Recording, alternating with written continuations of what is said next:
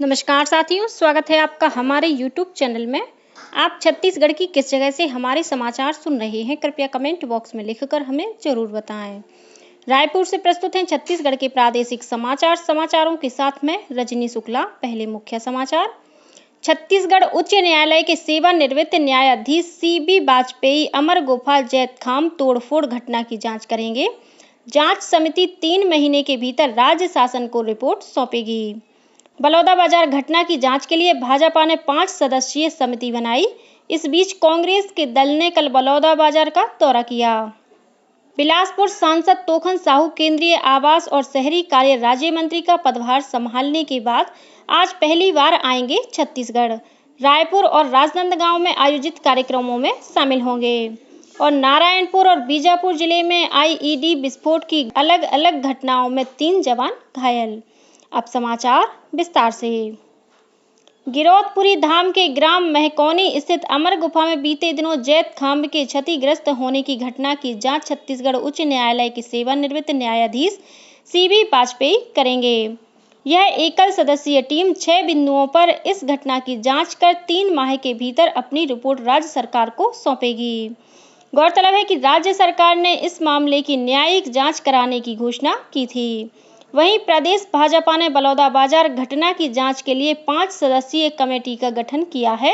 खाद्य और नागरिक आपूर्ति मंत्री दयालदास बघेल की अध्यक्षता वाली यह कमेटी 7 दिनों के भीतर अपनी रिपोर्ट प्रस्तुत करेगी। खेल कूद और युवा कल्याण मंत्री टंकराम वर्मा, प्रदेश भाजपा के उपाध्यक्ष शिवरतन शर्मा, अनुसूचित जाति मोर्चा के प्रदेश अध्यक्ष नवीन मार्कंडेय और पूर्व विधायक रंजना साहू को इस कमेटी का सदस्य बनाया गया है। गौरतलब है कि बलौदाबाजार नगर में बीते 10 जून को प्रदर्शनकारियों ने कलेक्टर और पुलिस अधीक्षक कार्यालयों में तोड़फोड़ करने के साथ ही अनेक वाहनों में आग लगा दी थी। इस बीच कांग्रेस के प्रतिनिधि मंडल ने कल बलौदाबाजार का दौरा किया। इसमें नेता प्रतिपक्ष डॉक्टर चरणदास महंत, प्रदेश कांग्रेस अध्यक्ष दीपक बैज, पूर्व मुख्यमंत्री भूपेश बघेल के साथ ही कांग्रेस के अनेक विधायक और वरिष्ठ नेता शामिल थे। कांग्रेस के इस दल ने बलौदाबाजार में कलेक्टर और SP कार्यालय का निरीक्षण किया। साथ ही विभिन्न समाज के लोगों के साथ बातचीत करने के अलावा स्थानीय व्यापारियों से भी चर्चा की। इस बीच राज्य सरकार ने बलौदाबाजार जिले के पूर्व कलेक्टर कुमार लाल चौहान और पूर्व पुलिस अधीक्षक सदानंद कुमार को बलौदाबाजार भाटापारा में हुई आगजनी और तोड़फोड़ की घटना के मामले में निलंबित कर दिया है। इन दोनों अधिकारियों को जैतखाम को क्षतिग्रस्त करने की घटना के संबंध में प्राप्त शिकायत पर उचित कार्रवाई न किए जाने के आरोप में निलंबित किया गया है। गौरतलब है कि बलौदाबाजार में उग्र प्रदर्शन और आगजनी की घटना होने के बाद इन दोनों अधिकारियों को पहले ही हटा दिया गया था।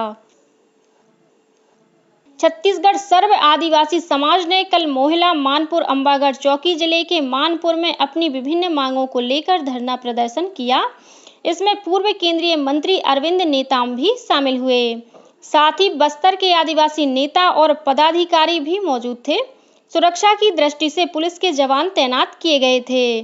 सभा स्थल को SDM ने जेल घोषित कर दिया था। आंदोलनकारियों ने सभा स्थल पर ही अपनी गिरफ्तारी दी। मुख्यमंत्री विष्णुदेव साय ने कहा है कि आने वाले समय में मुंगेली जिला रेल नेटवर्क में शामिल हो जाएगा। इससे मुंगेली जिले में रेल की सुविधाएं मिलेंगी। उन्होंने बताया कि कटघोरा डोंगरगढ़ विशेष रेल परियोजना के लिए राज्य शासन द्वारा 300 करोड़ रुपए की राशि की स्वीकृति दी जा चुकी है। शीघ्र ही भू अर्जन की कार्यवाही प्रारंभ की जाएगी। इस परियोजना के अंतर्गत मुंगेली जिले में 38 किलोमीटर रेल लाइन गुजरेगी, जिससे इस क्षेत्र के लोग भी आने वाले समय में रेल सेवा से लाभान्वित होंगे। श्री साय कल मुंगेली जिले के ग्राम फरहदा में भक्त माता कर्मा मंदिर प्राण प्रतिष्ठा समारोह को संबोधित कर रहे थे। प्रदेश में किसी आपदा में आम नागरिकों को त्वरित सहायता उपलब्ध कराने हेतु टोल फ्री नंबर 1070 पर सूचित कर सहायता प्राप्त की जा सकती है। भारत सरकार गृह मंत्रालय, राष्ट्रीय आपदा प्रबंधन प्राधिकरण नई दिल्ली तथा CDEC तिरुवनंतपुरम एवं राज्य सरकार के सहयोग से ERSS डायल 1070 आपदा प्रबंधन आपातकालीन सेवा संचालित की जा रही है। इसके टोल फ्री नंबर पर संपर्क कर बाढ़, अग्नि दुर्घटना, आकाशीय बिजली दुर्घटना, सर्पदंश आदि में सहायता ली जा सकती है। कुवैत अग्निकांड में जान गंवाने वाले 45 भारतीय नागरिकों के 100 भारतीय वायुसेना के विशेष विमान से वापस भारत लाए गए। नई दिल्ली पहुंचने से पहले विमान कल सुबह कोच्चि में उतरा। आग लगने के समय इमारत में 176 भारतीय श्रमिक मौजूद थे, जिसमें से 45 की मौत हो गई और 33 घायल हो गए, जिन्हें अस्पताल में भर्ती कराया गया है। विदेश मंत्रालय के अनुसार उसने घायलों को सहायता प्रदान करने और सभी प्रभावित व्यक्तियों की सुरक्षित वापसी सुनिश्चित करने के लिए कुवैत के अधिकारियों के साथ बात की है। बिलासपुर सांसद तोखन साहू केंद्रीय आवास और शहरी कार्य राज्य मंत्री का पदभार संभालने के बाद आज पहली बार छत्तीसगढ़ पहुंच रहे हैं। रायपुर पहुंचने पर भाजपा कार्यकर्ताओं द्वारा श्री साहू का स्वामी विवेकानंद एयरपोर्ट पर स्वागत किया जाएगा। इसके बाद श्री साहू रायपुर स्थित भाजपा कार्यालय में आयोजित आभार कार्यक्रम में शामिल होंगे। वहीं श्री साहू आज रायपुर और राजनांदगांव में आयोजित अन्य स्थानीय कार्यक्रमों में भी शामिल होंगे। इससे पहले श्री साहू ने आवास और शहरी कार्य मंत्रालय में राज्य मंत्री का पदभार संभालने के बाद अधिकारियों की बैठक लेकर बिलासपुर में पीएमई बस सेवा जल्द से जल्द शुरू करने के निर्देश दिए हैं। साथ ही बिलासपुर की जनता के लिए हर घर नल योजना को भी जल्द से जल्द लागू करने को कहा है। नारायणपुर और बीजापुर जिले में आईईडी विस्फोट की अलग अलग घटनाओं में 3 जवान घायल हुए हैं। मिली जानकारी के अनुसार नारायणपुर जिले में माओवादियों द्वारा लगाए गए आईईडी में विस्फोट होने से 2 जवान घायल हो गए। जिले के कोहका मेटा थाना क्षेत्र के कुतुल और मोहदी के बीच जंगलों में आईटीबीपी की टीम कल सुबह गश्त के लिए निकली थी। इसी दौरान ग्राम कुतुल के पास माओवादियों द्वारा पहले से लगाए गए आईईडी में विस्फोट होने से आईटीबीपी के 2 जवान घायल हो गए। घायल जवानों की स्थिति खतरे से बाहर है। वहीं बीजापुर में डीआरजी, बस्तर फाइटर, एसटीएफ और कोबरा बटालियन की संयुक्त टीम गश्त पर निकली थी। इसी दौरान बंदेपारा के जंगल में माओवादियों के द्वारा लगाए गए प्रेशर बम की चपेट में आने से 1 जवान घायल हो गया है। इस बीच कोंडागांव जिले के ग्राम केजंग से एक माओवादी को गिरफ्तार किया गया है। इस पर मोबाइल टावर में आगजनी करने का आरोप है। कोरबा जिले के पाली थाना क्षेत्र में एक तेज रफ्तार मोटरसाइकिल के पेड़ से टकराने से मोटरसाइकिल सवार 3 युवकों की घटना स्थल पर ही मौत हो गई। मिली जानकारी के अनुसार यह घटना डूमर कछार से दीपका मार्ग पर हुई है। दोनों युवक ग्राम धौरा भाटा के रहने वाले थे। इधर रायपुर से जगदलपुर जा रही एक यात्री बस केसकाल के पास टायर फटने से अनियंत्रित होकर पोल्ट्री फार्म से टकरा गई। इस हादसे में ड्राइवर और कंडक्टर की मौके पर ही मौत हो गई। वहीं 10 यात्री घायल हो गए हैं, जिन्हें अस्पताल में भर्ती कराया गया है। उधर दुर्ग जिले के कुम्हारी ओवरब्रिज के पास एक ट्रक ने मोटरसाइकिल सवार को टक्कर मार दी। इस हादसे में 4 साल की एक बच्ची की मौत हो गई। लोकसभा अध्यक्ष का चुनाव 26 जून को होगा। 18वीं लोकसभा का पहला सत्र 24 जून से शुरू हो रहा है। सत्र के दौरान नवनिर्वाचित सदस्यों को शपथ दिलाई जाएगी। राष्ट्रपति द्रौपदी मुर्मू लोकसभा और राज्यसभा की संयुक्त बैठक को संबोधित करेंगी और इसके बाद दोनों सदनों में उनके अभिभाषण पर चर्चा की जाएगी। राज्यसभा का सत्र 27 जून से शुरू होगा। संसद सत्र 3 जुलाई को समाप्त होगा। विश्व रक्तदाता दिवस के अवसर पर कल नेहरू युवा केंद्र रायपुर के सहयोग से राजीव गांधी राष्ट्रीय भूमि जल प्रशिक्षण एवं अनुसंधान संस्थान रायपुर द्वारा रक्तदान शिविर का आयोजन किया गया। इसमें 25 से अधिक अधिकारियों ने रक्तदान किया। राजीव गांधी राष्ट्रीय भूमि जल प्रशिक्षण और अनुसंधान संस्थान के क्षेत्रीय निदेशक निधीश वर्मा ने सभी अधिकारियों को रक्तदान करने की शपथ दिलाई। नेहरू युवा केंद्र के जिला युवा अधिकारी अर्पित तिवारी ने बताया कि नेहरू युवा केंद्र द्वारा हर वर्ष रक्तदान शिविर का आयोजन किया जाता है। वहीं भिलाई के कल्याण महाविद्यालय में 40 से अधिक एनसीसी कैडेटों ने भी रक्तदान किया। उप मुख्यमंत्री तथा नगरीय प्रशासन मंत्री अरुण साव ने विभाग की समीक्षा बैठक में राज्य के सभी 184 नगरीय निकायों में बिजली बिल और एनर्जी ऑडिट के निर्देश दिए हैं। उन्होंने पारंपरिक ऊर्जा के स्थान पर सौर ऊर्जा का उपयोग करने को कहा है। श्री साव ने अधिकारियों को निर्देशित करते हुए कहा है कि अधिकांश निकायों में इस मद में राशि के अभाव के कारण समय पर बिजली के बिल का भुगतान नहीं किया जाता है। इससे नगरीय निकायों और विभाग को हर वर्ष अनावश्यक ही सरचार्ज और एरियर्स की राशि के रूप में बिजली विभाग को अतिरिक्त राशि का भुगतान करना पड़ता है। ऊर्जा और बिजली बिल के ऑडिट से इनकी बचत के उपाय करने में सहूलियत होगी। श्री साव ने बिजली बचाने और इसके खर्च में कमी लाने के लिए नगरीय निकायों में पारंपरिक ऊर्जा के बदले हरित ऊर्जा के उपयोग को बढ़ावा देने को कहा है। राज्य सरकार ने निजी स्कूलों में शिक्षा के अधिकार आरटीई के तहत पढ़ने वाले बच्चों के स्कूल छोड़ देने को लेकर एक आदेश जारी किया है। सामान्य प्रशासन विभाग से जारी आदेश के अनुसार कलेक्टर की अध्यक्षता में हर जिले में 9 सदस्यीय जिला स्तरीय निगरानी समिति बनाई जाएगी।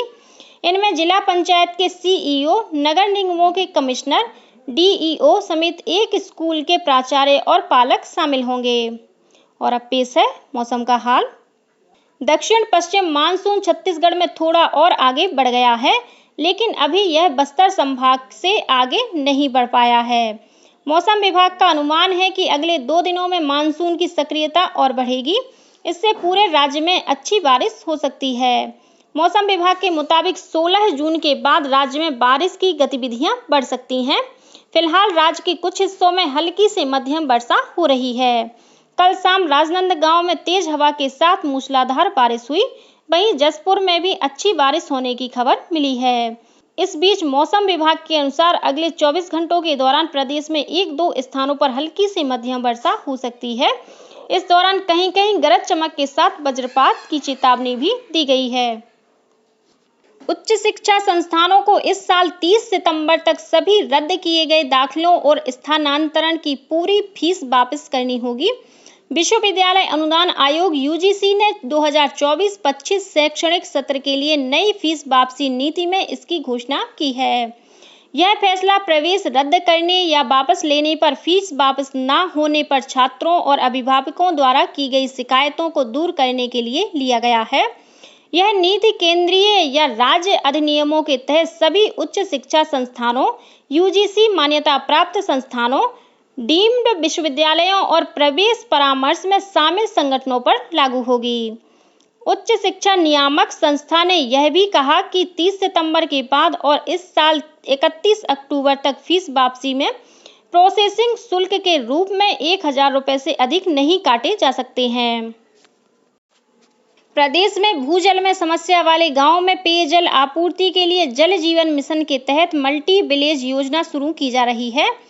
खारे पानी, भूजल में भारी तत्वों की मौजूदगी या जल स्तर के ज्यादा नीचे चले जाने की समस्या से जूझ रहे गांवों में इन योजनाओं के माध्यम से नदी का मीठा पानी पहुंचाया जाएगा। कुल 4527 करोड़ रुपए की लागत से राज्य के 18 जिलों में 71 मल्टी विलेज योजनाओं का काम प्रारंभ हो चुका है। इन योजनाओं के माध्यम से 3234 गांवों में शुद्ध पेयजल की आपूर्ति की जाएगी। इन गांवों के 10 लाख से अधिक घरों में पाइपलाइन के जरिए स्वच्छ व सुरक्षित पेयजल पहुंचाया जाएगा। उप मुख्यमंत्री तथा लोक स्वास्थ्य यांत्रिकी मंत्री श्री अरुण साव ने सभी मल्टी विलेज योजनाओं में गुणवत्ता सुनिश्चित करते हुए सभी कार्यों को समय सीमा में पूर्ण करने के निर्देश दिए हैं, जिससे लोगों तक यथाशीघ्र साफ पेयजल पहुंच सके। राजनांदगांव के अंतर्राष्ट्रीय हॉकी स्टेडियम में 20 जून से 5वीं राज्य स्तरीय सब जूनियर और जूनियर हॉकी प्रतियोगिता का आयोजन किया जाएगा। यहां से चयनित खिलाड़ी 21 जुलाई से दूसरी बेस्ट जोन राष्ट्रीय प्रतियोगिता में हिस्सा लेंगे, जिसकी मेजबानी छत्तीसगढ़ करेगा। प्रतियोगिता की तैयारी को लेकर राजनांदगांव जिला हॉकी संघ की कार्यकारिणी की बैठक हुई। इसमें संघ के पदाधिकारियों को दायित्व भी सौंपे गए। इस बैठक में स्थानीय खिलाड़ियों के लिए लीग हॉकी प्रतियोगिता आयोजित करने पर विचार किया गया। साथ ही 20 जून से होने जा रही 5वीं राज्य स्तरीय सब जूनियर व जूनियर बालक बालिका हॉकी प्रतियोगिता पर भी चर्चा की गई। जिला हॉकी संघ के सचिव ने कहा कि पूर्व की भांति इस वर्ष भी हॉकी इंडिया ने दूसरी जूनियर बालक बालिका बेस्ट जोन राष्ट्रीय हॉकी प्रतियोगिता की मेजबानी छत्तीसगढ़ को दी है, जिसके सुचारू रूप से संचालन का निर्णय बैठक में लिया गया। आदिम जाति तथा अनुसूचित जाति विकास विभाग द्वारा अनुसूचित जाति अनुसूचित जनजाति वर्ग के विद्यार्थियों हेतु वर्ष 2024-25 में प्री मेडिकल तथा प्री इंजीनियरिंग कोचिंग में प्रवेश के लिए प्रतिभावान विद्यार्थियों से 1 जुलाई तक आवेदन आमंत्रित किए गए हैं। आदिवासी विकास विभाग ने जानकारी दी है कि कक्षा 12वीं बोर्ड परीक्षा में जीव विज्ञान एवं गणित विषय के साथ न्यूनतम 70% अंकों से उत्तीर्ण होने वाले विद्यार्थियों को निःशुल्क आवासीय सुविधा के साथ 1 वर्षीय कोचिंग दिलाई जाएगी। इस योजना का लाभ ऐसे अभ्यर्थी प्राप्त कर सकेंगे जिनके पालक की वार्षिक आय 2,50,000 रुपए से अधिक नहीं है। आवेदन पत्र सहायक आयुक्त आदिवासी विकास कार्यालय में 1 जुलाई तक जमा कर सकते हैं। अभ्यर्थियों का चयन परीक्षा में प्राप्त मेरिट सूची के आधार पर किया जाएगा। इसी के साथ छत्तीसगढ़ के समाचारों का ये बुलेटिन समाप्त हुआ। नमस्कार।